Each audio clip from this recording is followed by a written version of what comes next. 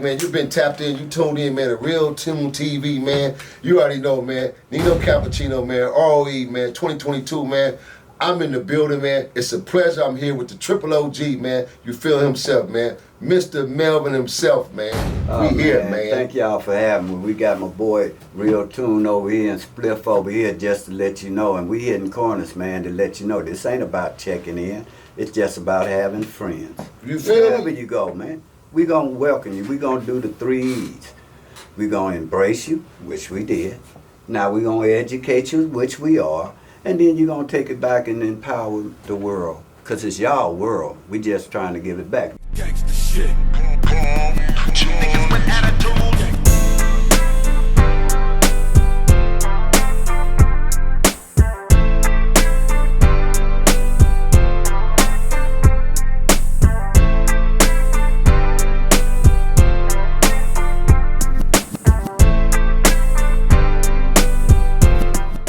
This is a real legendary, historic moment. You know what I'm saying? We got a triple OG, OC. Hey, what's going on? Melvin Farmer in the house. We got a double OG, BOUNTYHUNTERBJ, a.k.a. Nino Cappucino, CEO, on the chessboard. Yeah. We opening statements, opening moves. Chess, bro. Listen, life is chess, man. Life is chess. See, this, again, what we're doing, it's something we've always done, is conditioning, whether it was behind the walls or sitting in your front yard, your backyard, because this taught us strategically for the streets, whether it was hustling or if you're going out to, hit an enemy or something. It teaches you strategically, man, on how you want to make moves in life. So life is chess, man. Even when you want to, build a success or achieve goals as far as getting money, life is chess, man. And I'm going to set this shit off, man, with something like this here. And also the only way that you win this game is you got to check your mate. That's how you win this game. Not checkmate. Check your mate. So we're gonna sit here and get this little game going, man. And in fact, let me tell you a story about how I learned to play chess at where was that? Jamestown, 1979. J-Town, man. I'm with Michael Kind Daniel. of tell TV Land where's Jamestown and how that coincide with us as gang members coming out of LA, Crips and Bloods. Well, people need to understand that Crips and Bloods, and I consider you a first generation, as you know earlier, I go by decades, because y'all come up under right after, no more different than I was 14, Tookie was 17, I'm 17, y'all, so all us the same, but within the 80s. But when we first was going to prison, and this is the difference between a street gang and a prison gang. We were used as gang members. Most of us didn't gang bang long at the beginning. 17 or 18, we was gone, getting some money. Right. But what happened was, as far as the Crips, there was very many Crips or Bloods in there because they wasn't old enough to go.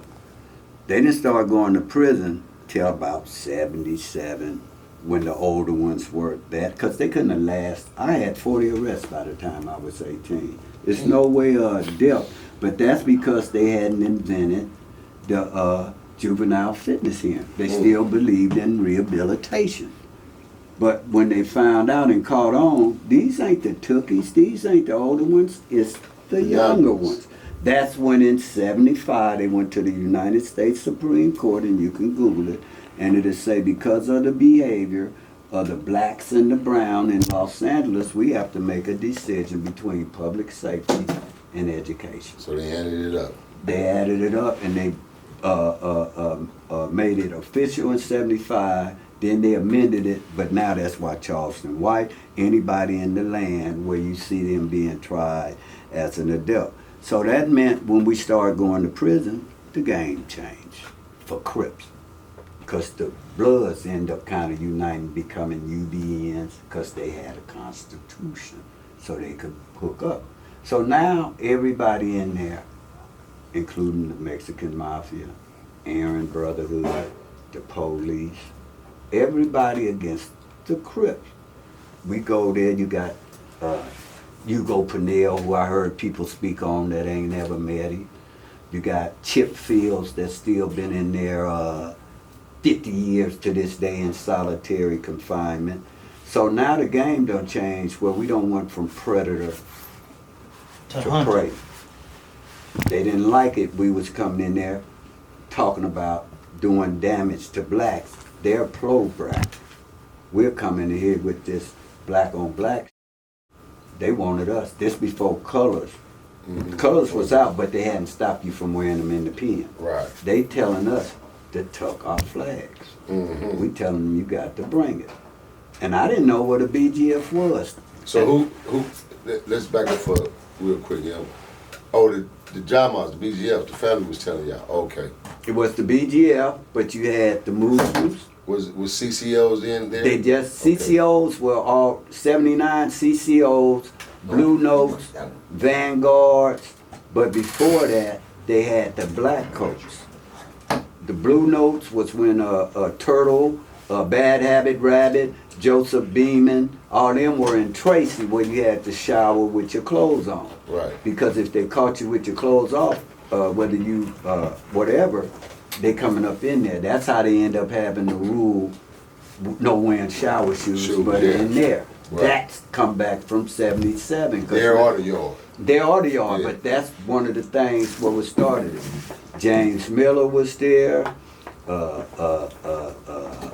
Back then you had James Miller, you had Sugar Bear, you had Tank Magruder, you had Ronnie Elam, you had Taco, get Taco out too.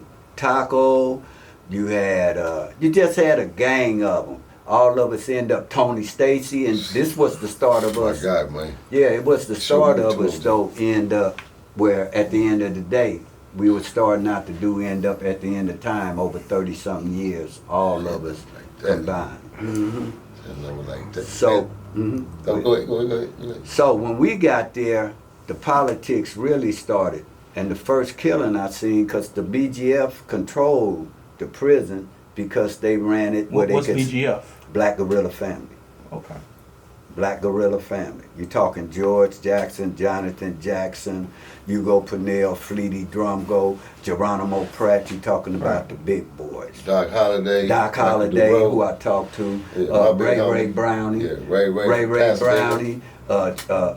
Chuck Woodson, Joe Woodson, Big C, Chuck. All these cats. But they didn't like us. And so when we get there, they had sent a guy down from San Quentin because they'll kill you. They wasn't bragging about fighting in jail. Just to intervene real quick, is it safe to say that it was that way at that time because it was an empowerment move? Because they had already had the yard as far as the blacks. So they want to keep that black structure. They were mad because, don't forget, 71, 72, 73, 74, 75, after the Robert Ballou murder that put the Crips on the map at the Soul Train. With the jacket. With the jacket. I was over there that night with Judson Baycott, Sam Cunningham, Ricardo Sims, Keith Henderson, Ricky Henderson, Big Bob, all them, and a juvenile. That was April. Then the next week, another murder occurred that blew up everybody, and that was the murder of Douglas Green, which is the brother of, I see him, I protect my girl. No, boy, I thought I was like, keep talking. I see it now. Yeah, keep talking. Step that ass right there in that back. I was like, oh, I got him. I'm finna check his ass quick in TV land, man. But yeah, man, listen. No, so it wasn't that. It was just that they had been hearing about us, but they didn't really have enough where now we're starting to go to the prisons for the first time, and they're actually seeing them. And so young they didn't, too, 18, 19. And these men were 35, 36, 40 years old. Yeah, strong, grown already. And they were killers. Straight killers. They had their own graveyard in there. It wasn't no telling. The police will kill you. You'll get a ducat when you'll go get your folks been going to the dentist, and they be relating in you. We didn't know about ducat.